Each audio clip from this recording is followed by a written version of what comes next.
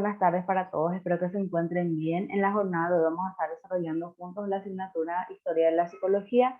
Ya estamos en la mitad de nuestras unidades. Vamos a desarrollar hoy la quinta unidad hablando acerca de desde la filosofía, la fisiología y la física a la tradición psicodinámica.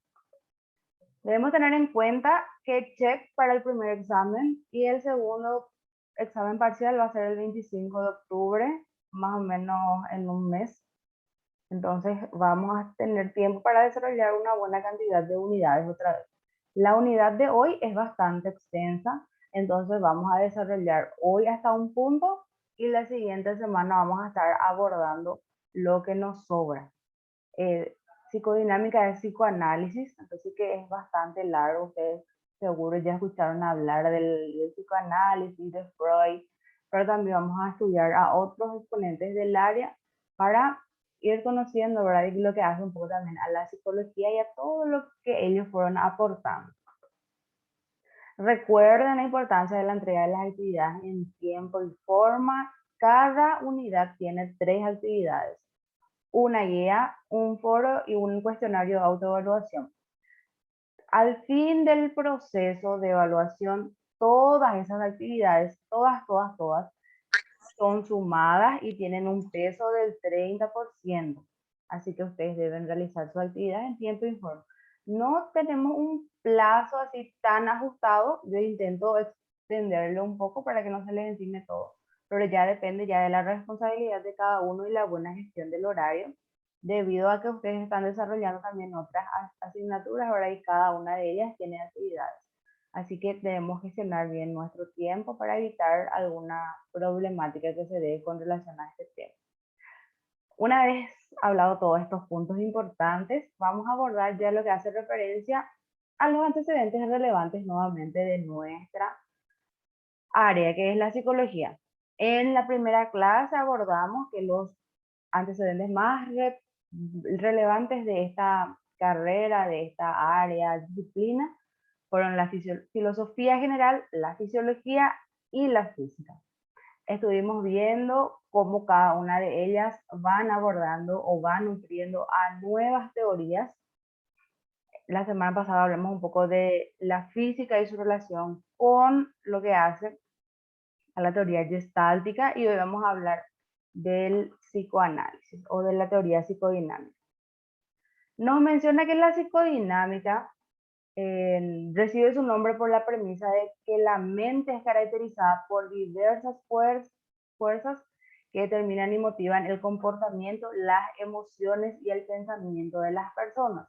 Cuando hablamos de dinámica, hablamos de movimiento. Entonces hablamos del movimiento de los procesos mentales. De ahí la unión de términos relativos entre mente y energía. Algunas de estas fuerzas son inherentes a los individuos de manera hereditaria e innata, y su desarrollo incluye a la experiencia, a la imaginación de la persona. Cuando hablamos también de ser humano y todo lo que hace a él, debemos tener en cuenta que tenemos factores innatos o heredados, ya sea nuestro color de pelo, capaz un temperamento de mamá, que mi hijo es igual al mío, yo soy igual a mi mamá o a mi papá, igual a mi abuela en cuanto a personalidad y temperamento, además de los rasgos físicos propios, ¿verdad? Mi tipo de sangre, capaz alguna enfermedad congénita, alguna patología que he heredado de ellos. Podemos haber de una u otra manera heredado depresión, ansiedad, estrés, alguna característica relacionada a un trastorno esquizofrénico. También los trastornos mentales son hereditarios, y además de aquellos factores ya adquiridos mediante el ambiente. El ambiente juega una parte bastante importante, y como estudiosos del área de psicología y del comportamiento del individuo, así como los procesos mentales, debemos tener en cuenta que todos los aspectos tienen una fuente o tienen un factor hereditario o ambiental. Primeramente se nos hace más fácil descartar todo lo hereditario mediante una anamnesis o una entrevista. Si tratamos con niños, por ejemplo, con la mamá, le preguntamos de cómo fue la concepción del niño, todo lo que hace en relación al proceso de embarazo, al peri, cuando está ahí teniendo su hijo, cómo es la situación, cómo fue la cuestión, si cuánto tiempo ella estuvo en labor de parto, si qué pasó cuando ella estaba dando a luz a su hijo, si en ese momento ella se desmayó, si estuvo bien, si estuvo despierta, si fue parto natural, tuvo corte, tuvo cesárea, si a cuánto tiempo su hijo lloró, si escuchó que su hijo lloró, y todo lo que hace al posparto también. Hacemos relación un poco si el nene o la criatura tuvo un apego rápido, si mamó bien, si a los cuánto tiempo le salía su diente, si babeó, si no lloró, si cómo lloraba, si cuando lloraba, si cómo orinaba, si no orinaba, si a qué hora se iba al baño. Entonces, las mamás preferizan, en su mayoría, tienen toda esa información, las mamás, ¿verdad? Y nos ayuda muchísimo para el proceso de anamnesis. Un poco de problema se da, ¿verdad? Cuando nosotros, sujetos un poco más grandes, nos vamos ya a realizar la entrevista o con un psicólogo, porque capaz ya no nos acordamos más o nuestra mamá ya ni se acuerda cómo fue nuestra concepción, nuestro parto, pero alguna que otra historia habremos escuchado por ahí. Además, somos un poco más receptivos con lo que ocurre a nuestro entorno. Si al lado de nuestra casa hay algo que hace ruido, si hay contaminantes, si cómo es nuestro consumo de alimentos, todo eso hace referencia a algún u otro desequilibrio que puede surgir. Así que ustedes tienen que saber preguntar, desarrollar sus habilidades de comunicación para lograr esta recaudación de datos, para que podamos recabar cada información que es sumamente importante, y además valorar aspectos, capaz de preguntas que el sujeto en algún momento está evadiendo, volver a traerlo en cualquier parte de la entrevista, ya sea en esa sesión o en posteriores, para retroalimentar un poco algo que no se nos ha quedado claro, porque como nos dice, la relación entre energía y mente está bastante ligada, y todo hace relación a factores o innatos o adquiridos a lo largo de nuestro desarrollo.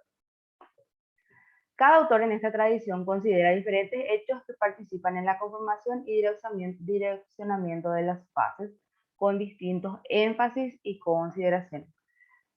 Uno de los más grandes representantes de la teoría psicodinámica hace referencia a Sigmund Freud. Nosotros hablamos o lo conocemos también, a veces se tiende a confundir que Freud es el padre de la psicología, pero él es el papá del psicoanálisis, nada más. El William Wood es nuestro papá Wasur. ¿Nos puedes leer esto, porfa, Ale? Si estás por ahí Sí, disponible. sí, Dale. profe. Sí. ¿En qué consiste la estructura de la personalidad? La estructura de la personalidad consiste en el intercambio dinámico de actividades impulsadas por fuerzas que están presentes al nacimiento. Lo, Eros, impulso de vida, y Thanatos, impulso de muerte. lo que debemos tener en cuenta también cuando hablamos de lo que hace a la personalidad, de lo cual Freud habló mucho, escribió mucho, es que este es un conjunto de todas las características que nosotros hemos asimilado y adquirido y con lo que nacemos. Cuando hablamos de personalidad, hablamos por un lado de carácter y por otro lado de temperamento. El temperamento hace a lo innato y el carácter es ya lo que yo he pulido, como pulir mi temperamento con los factores ambientales o sociales. Somos un poco más referencia a lo adquirido. Sigmund Freud nos menciona en esta teoría de la personalidad o de la estructura que nosotros tenemos un eros, que es el impulso de vida, el famoso, el primer suspiro que nosotros tenemos, la primera inhalación de oxígeno. Ahí nosotros hacemos un poco referencia allá a la adquisición o al movimiento desde el proceso de formación de nuestra personalidad.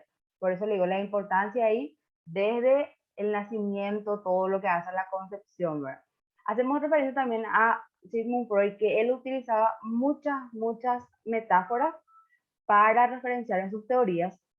Entonces ahí ustedes deben utilizar un poco lo que hace a la imaginación, y también de tener en cuenta aquellas historias griegas en las que Eros era lo que nos motivaba a vivir. Y Thanatos es más o menos como el dios de muerte. Los impulsos de muerte, el famoso, nosotros escuchamos en algún momento que ya sentimos que nos va a venir la muerte y que está pasando por ahí, ¿verdad? Que ya está cerca de nosotros, entonces sentimos más o menos como un impulso de muerte y también hace referencia al último suspiro que nosotros damos antes de morir, porque famoso, la persona que ya está en su momento final hace y ahí termina. Y en cambio, cuando se va a dar lo que es la vida, tenemos un y se pone a llorar, ¿verdad? La criatura, se me mató. Y si a veces la criatura no llora, ¿verdad? Se le hace todo un procedimiento para que pueda llorar. Entonces ahí es más o menos como que el alma le viene al cuerpo y hace referencia un poco también a la mitología griega. Vamos a encontrar mucho de mitología griega cuando estudiamos a Freud. ¿Qué dice la primera teoría típica de la tópica de la teoría?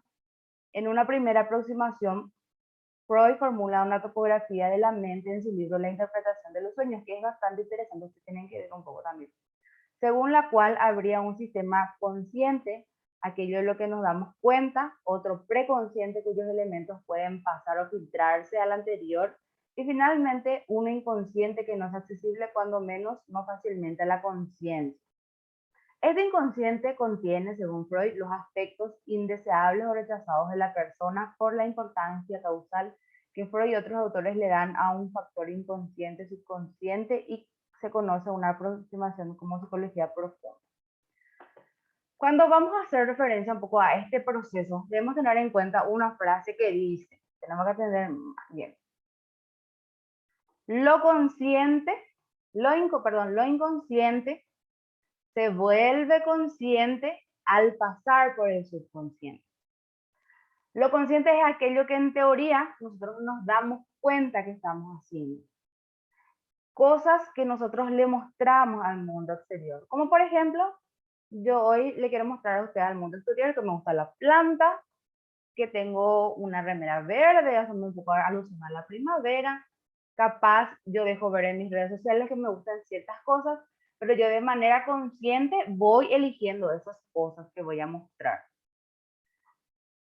Cuando hablamos de lo subconsciente, hablamos como un filtro.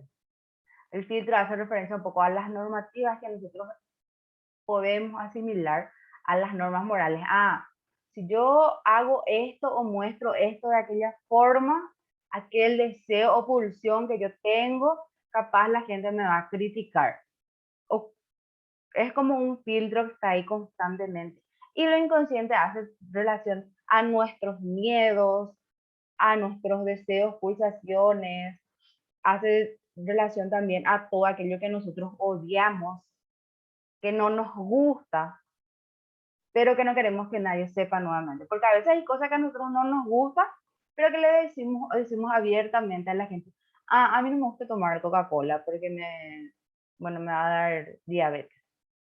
Pero capaz yo no le digo a nadie, y es cosa a mí nomás, ay Dios mío, esa fulanita, yo otra vez, coño, tú, está ahí. O hay cosas que a mí me pasaron cuando yo era bastante joven, como por ejemplo, que me asustaron, o que yo vi algo que no debía ver, y que la sociedad me dice que yo no debía ver, que me genera mucho temor.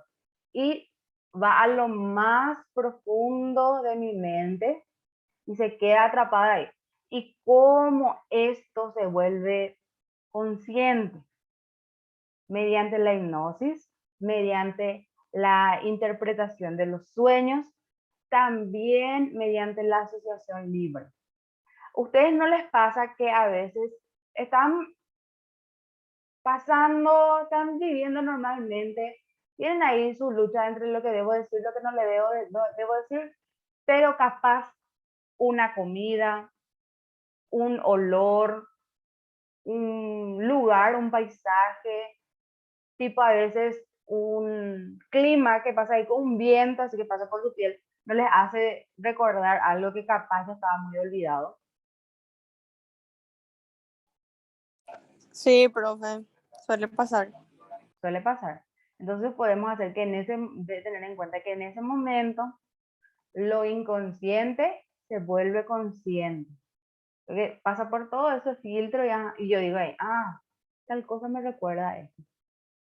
Y aparte tenemos los de vu, ¿verdad? Pero hay esas cosas que nosotros capaz decimos, yo ya voy a olvidar completamente esto y yo me digo, tuve una mala presentación de algún trabajo, lloré mucho y digo, yo voy a olvidar esto. Y hago todo lo posible para que alguna cosa que yo por la cual yo lloré mucho, que me hizo sufrir, se vaya en el fondo de mi archivo, y hay algo, un detonante que hace que eso vuelva. Cuando nosotros vamos a tratar ansiedad, depresión, desde la teoría psicodinámica, ¿qué es lo que hacemos? Abordamos desde la interpretación, por un lado la interpretación de los sueños y la asociación libre, en la cual el sujeto tenemos ahí el diván, que es la famosa imagen que vemos cuando hablamos de psicoanálisis, y la persona se acuesta en el sillón, el psicoanalista está en su cabeza, para que él no le pueda ver, y le dice ahí, ¿qué ves, por ejemplo?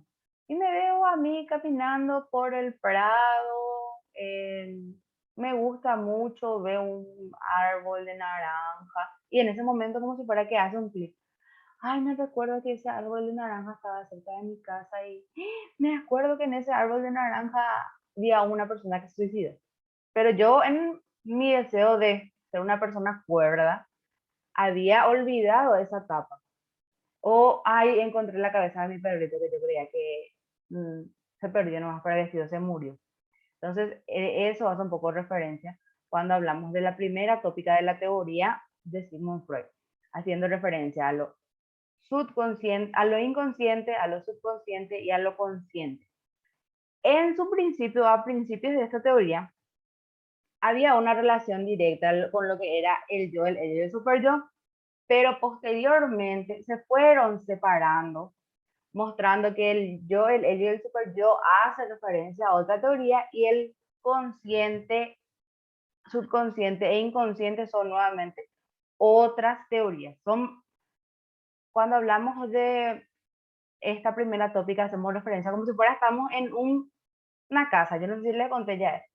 Llegamos a la casa, vemos su fachada. Mi casa, por ejemplo, es una casa verde. En el frente tiene como este techo. No sé cómo se llama, ahora no me viene ahora mismo. Después entramos, mi puerta es de color blanco, cosa que se puede ver. Pero capaz mi casa tiene un poco más hacia el fondo un dormitorio, en mi dormitorio hay un ropero. Pero si yo me entro un poco más en el fondo de la casa, me voy a dar cuenta que al pasar 2 o 3 puertas, llego al fondo mismo de la casa. O puedo llegar también al sótano. ¿Qué hay en el sótano? Por ejemplo, puedo encontrar aquella cama vieja, un sofá viejo, una tele vieja, unos cuadernos de antes cuando yo me iba a la escuela, algunos libros que había leído. Entro más ahí en el sótano y me doy cuenta que está muy sucio, que hay fotos de cuando yo era criatura, que hace mucho que no veo más, que están guardadas ahí. Muchos recuerdos. Encuentro la tabla del 7, también ahí perdida porque nunca aprendí. Y puedo yo, de ese sótano que encuentro ahí un poco sucio, tengo 2 opciones. Hago lo posible para limpiar ese sótano, ordenar bien, que los miedos, temores, recuerdos que me están dañando capaz mi casa actualmente, los ordeno y salgo. Eso es lo que hace la psicoterapia psicoanalítica. Entro a la casa ajena, paso las puertas, que serían los filtros del subconsciente, llego a lo que es el sótano, ordeno el sótano, saco las cosas que hay que quemar, que están dañando ahí, ya sea letrado, humedad, que ya están generando conflicto, ansiedad, depresión, ataque de pánico, estrés. Y luego vuelvo a cerrar todas las puertas de la casa y lo tiro a la basura y bueno, se queda todo limpio ya en sótano. No, lo que nunca debemos hacer en una intervención, ya sea desde el enfoque psicoanalítico, desde el enfoque que sea, es llegar al sótano de la casa ajena mediante ya sea una técnica de interpretación de los sueños, libre asociación, llámese cualquiera. Entramos a la casa ajena, hacemos todo para bien el sótano y salimos. Y no cerramos ninguna de las puertas y dejamos que cualquiera pueda entrar nuevamente. Porque genera mucho daño eso a la persona. Así que nosotros como profesionales que nos estamos formando en el área de la salud mental del individuo, debemos llegar a la casa ajena, pasar los filtros, limpiar, sacar toda la basura, tirarla, cerrar todas las puertas y dejar a la persona que esté relativamente bien otra vez para desarrollar su vida cotidiana. Ahora vamos a hablar un poco de la estructura de la mente. Si alguien puede leer, por favor.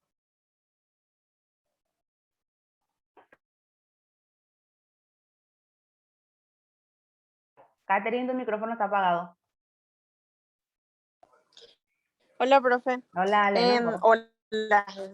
¿Cuáles son las estructuras de la mente? Freud consideró después que la mente tenía 3 estructuras independientes: id o ello, ego o yo y superego o superyo.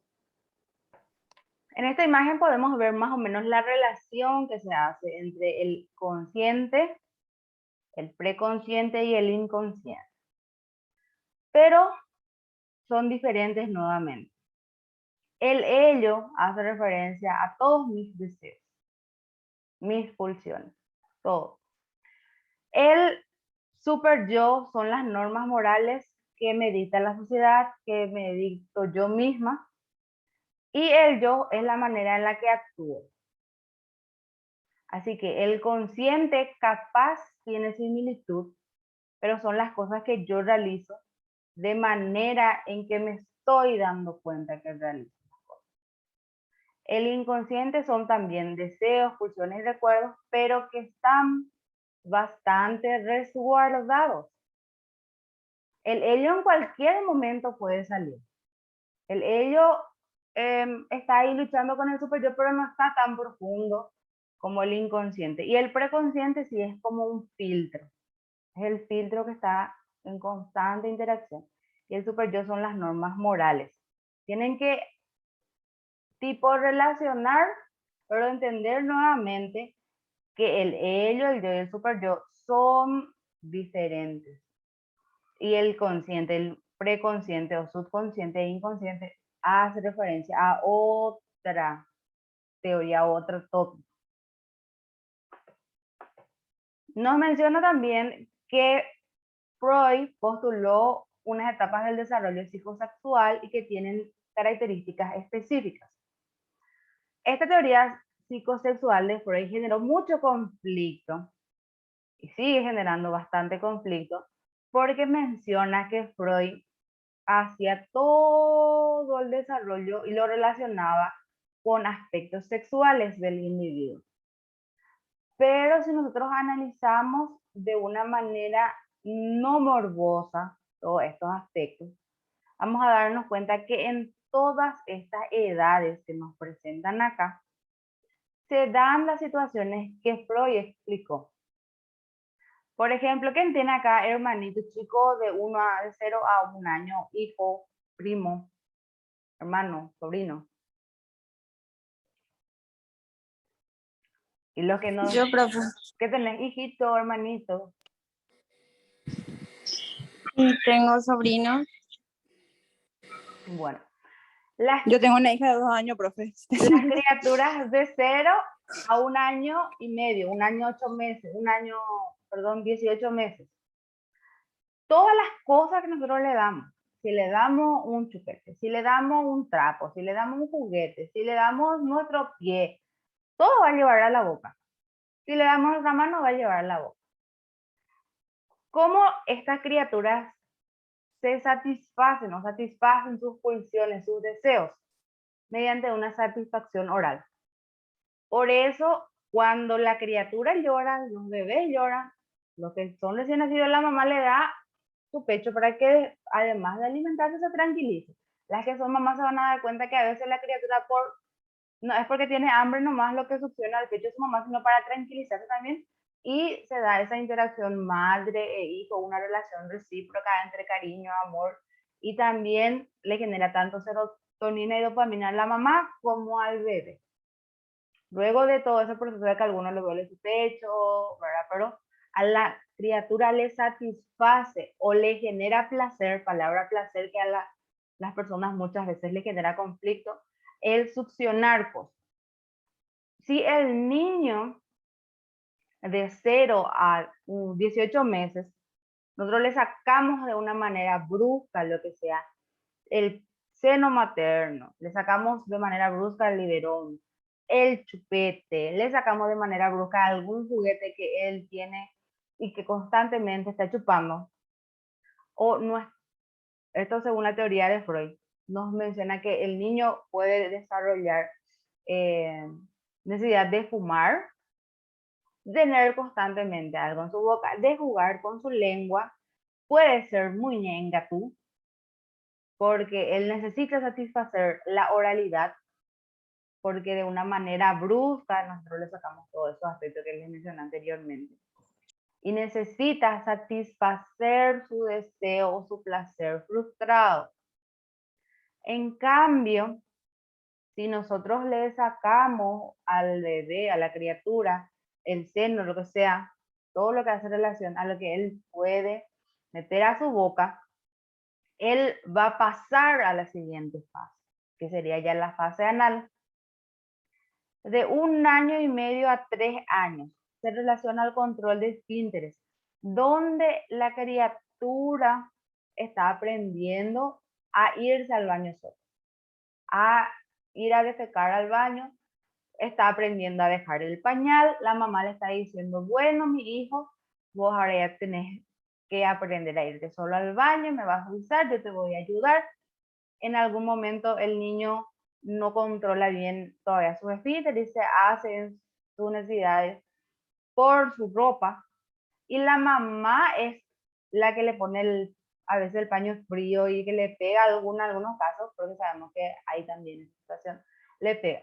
Si nosotros no manejamos bien ese proceso de control de esfínter, cuando el niño tenga este periodo de 3 a 6 años puede estar haciendo todavía sus necesidades en su ropa ante situaciones conflictivas y estresantes como ir a la escuela, realizar un examen, puede no controlar sus esfínteres e irse a realizar sus necesidades en su ropa.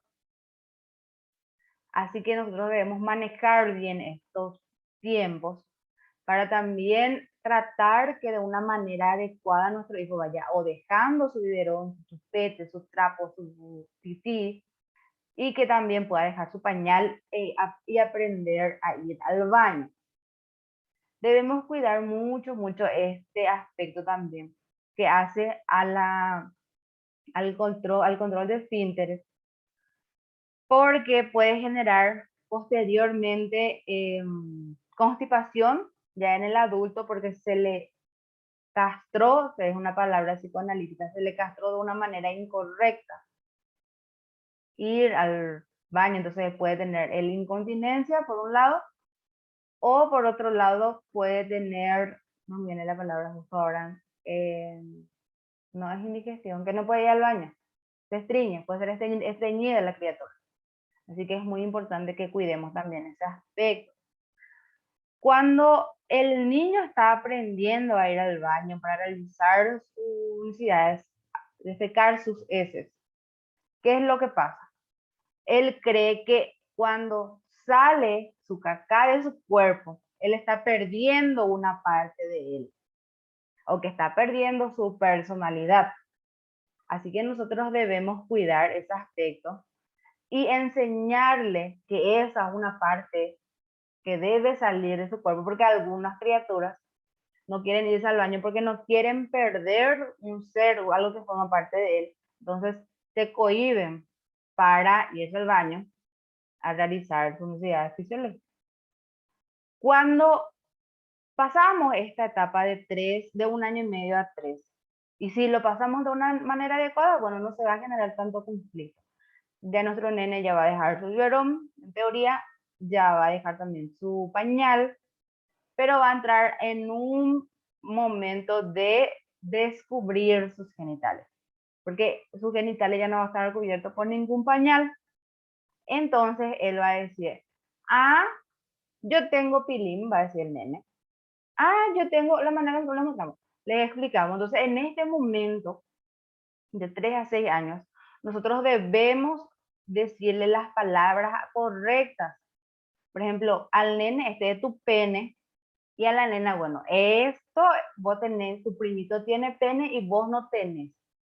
Porque ahí se genera nuevamente un conflicto. Y nosotros podemos ver a veces que la criatura se toca. Se toca porque ¿qué es lo que está haciendo? Está descubriendo parte de su cuerpo. Como les dije anteriormente, capaz estaba eso cubierto por su pañal y no se podía tocar. Pero ahora ya, cuando se baña, nosotros tenemos que enseñarle a higienizarse bien a la criatura. Además, es el proceso, el momento exacto para que nosotros podamos decirle, si alguien te toca tu parte íntima, tenés que avisarme. Capaz antes ya le podemos ir mencionando, obviamente, pero en este periodo, en este tiempo, nosotros debemos fijar eso.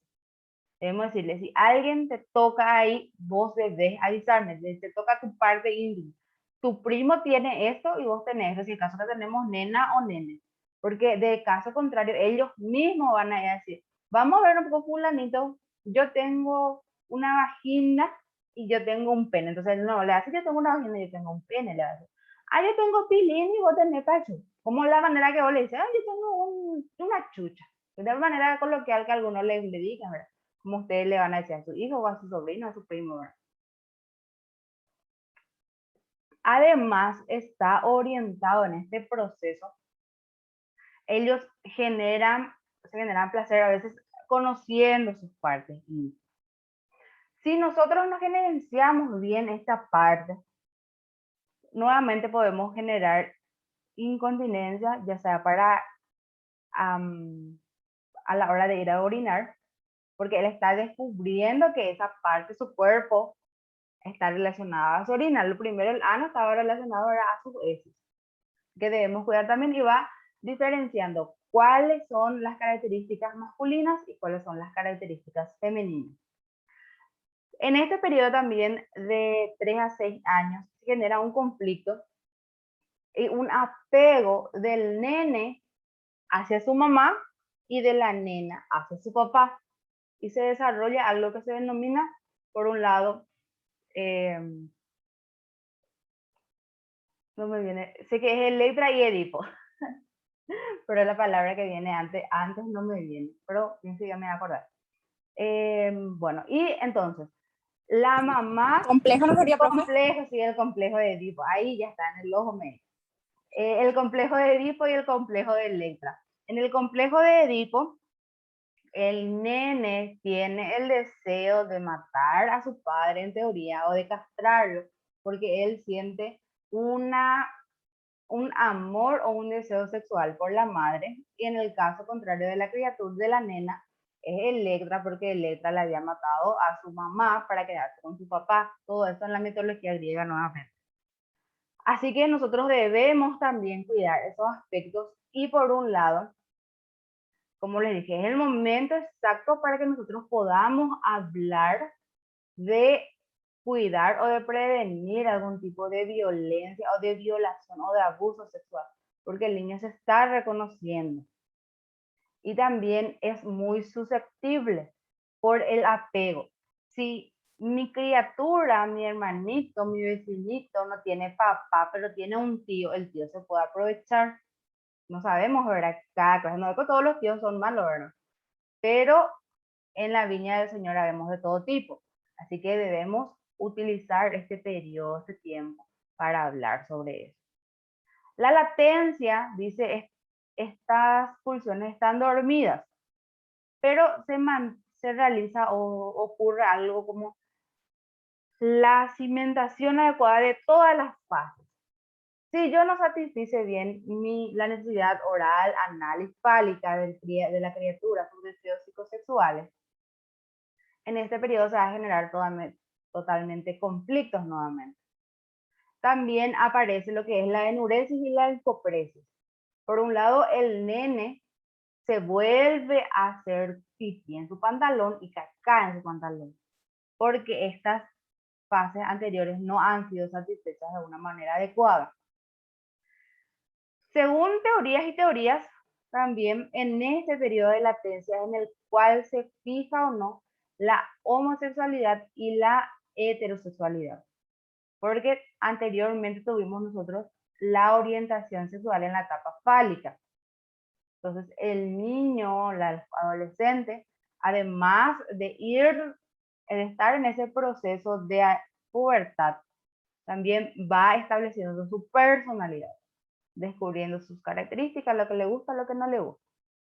Y en la etapa genital de 12 años en adelante, los cambios biológicos de la sexualidad, de la pubertad, aparecen y reabren los impulsos sexuales, pero ya, como dice, de una manera más sexual, ya se busca a la persona a la cual en algún momento ya se están fijando las orientaciones sexuales y aparece ya las relaciones sexuales, en teoría, ¿verdad? En esta etapa.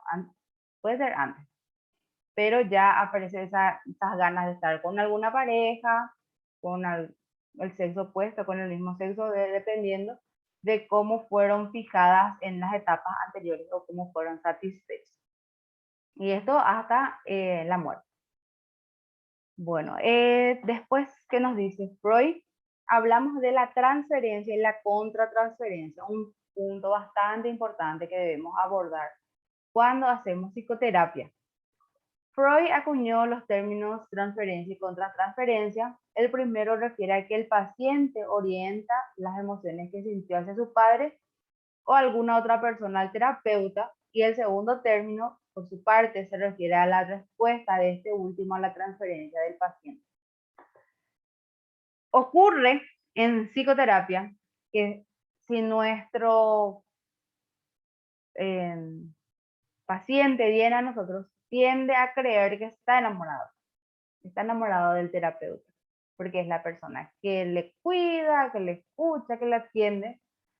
Por un lado, sus deseos, sus necesidades se ven satisfechas por ese personal de la salud mental, por el psicoterapeuta, entonces se siente enamorado. Y ocurre una relación de transferencia. Odio. Si yo le odio a otras personas, voy a transferir todo ese odio también a mi paciente.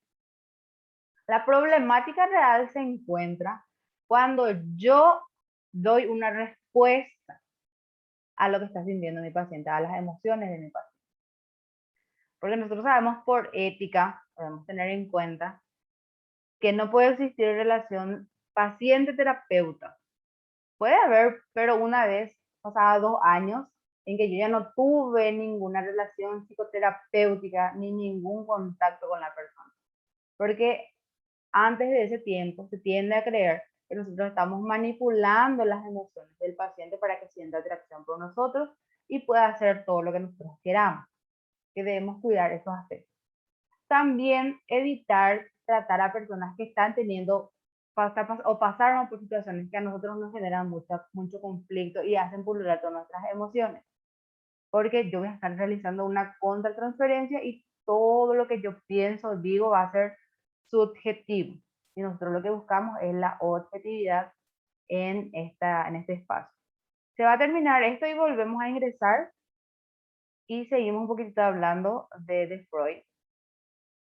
Se termina esto y volvemos a ingresar por el mismo enlace.